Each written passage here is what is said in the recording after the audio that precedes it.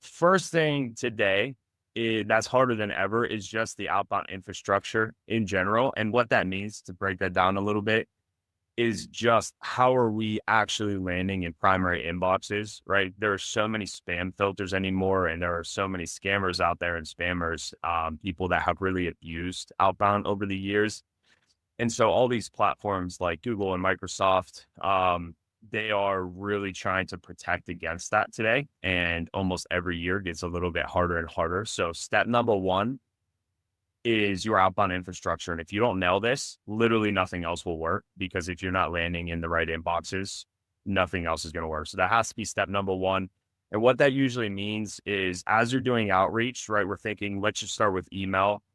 You never want to use your primary domain or emails to do that outreach. For those who have done outbound, they know this to be true, but you always want to protect the reputation of your primary domain for client use, for client communication, for employee communication.